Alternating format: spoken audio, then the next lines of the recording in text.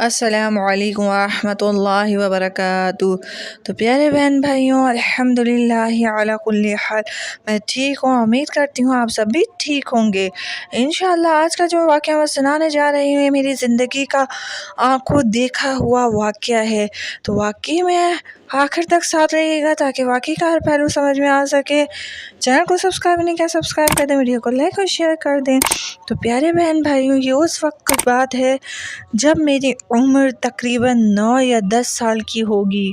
मेरे अब्बू के चाचा, जो कि बज़ाहिर तो कोई नेक अमल उनका ऐसा नज़र नहीं आता था, मगर अल्हम्दुलिल्लाह वो जो है वो मेहमान नवाज़ बहुत थे। अल्लाह तबारक व तआला का एक वक्त था जो उनके साथ सेहत थी, लेकिन वक्त ऐसा भी आया जो उनकी सेहत आहिस्ता आहिस्ता जाती रही और एकदम उनको फालिज का अटैक हो गया। गुर्दों की बीमारियां लग गई, अलामान वल हफीज़ यानी तरह तरह की बीमारियों में मुब्तला हो गए। प्यारे बहन भाइयों, जैसे कि आप जानते हैं कि हदीस मुबारक में मौजूद है मफ़हूम कि बंदे को एक कांटा भी चुभता है तो अल्लाह तबारक व तआला उसके इवज़ उसके गुनाह मुआफ़ फरमा देता है। बहरहाल उनकी बीवी ने उनकी बड़ी खिदमत करी, बेटियों ने उनकी बड़ी खिदमत करी।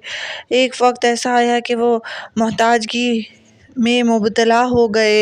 अल्लाह पाक अपने सिवा किसी का मोहताज ना करें, मगर बेटियों और बीवी की खिदमत के बावजूद अल्लाह तबारक व तआला ने उन्हें दोबारा सेहत से नवाजा।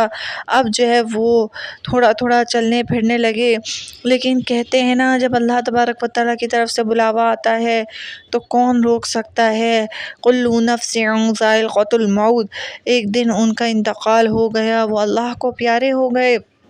बेटियां जो है वो रोती रह गई, बेटे रोते रह गए, बीवी जो है वो बेवा हो गई। घर में एक मातम टूट पड़ा और घर में गुर्बत ने भी डेरा जमा लिया था जब से वो बीमार हुए थे। अल्लाह ताला की आजमाइशें होती हैं अपने नेक बंदों के साथ, अपने प्यारों के साथ।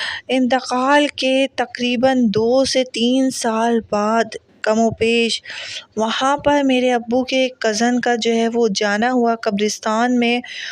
वो शुरू से उनकी आदत थी कि वो जो है वो कब्रों की रिपेयरिंग कराते थे। जहाँ जिस कब्र को देखते थे टूट गई फूट गई, उसको ठीक कराते थे। बारिशों के बाद वो ये अमल ज़्यादा किया करते थे। एक दिन जो है वो उसी कब्र पे जहाँ पहुँचे जहाँ मेरे अब्बू के चचा की कब्र थी, क्या देखते हैं कब्र बुरी तरह अंदर से धसी हुई है, पूरी कब्र टूट फूट गई है और अंदर से कफन नज़र आ रहा है। अब जो उन्होंने थोड़ी सी जो है वो आगे बढ़कर मिट्टी वगैरह हटाई तो क्या देखते हैं पूरा का पूरा चेहरा जूं का तूं मेरे अब्बू के चचा का है। अल्लाह तबारक व ताला कहते हैं ना, नुक्ता नवाज है। जिस नुक्ते पे चाहे बख्श दे, जिस नुक्ते पे चाहे पकड़ कर ले।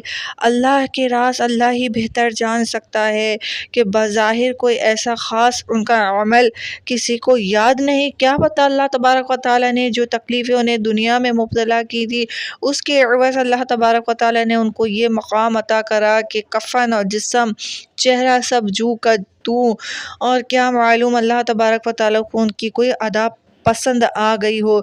इसलिए कहते हैं कि कभी भी किसी के बारे में बुरा गुमान नहीं करना चाहिए, कौन किस वक्त बख्श दिया जाए।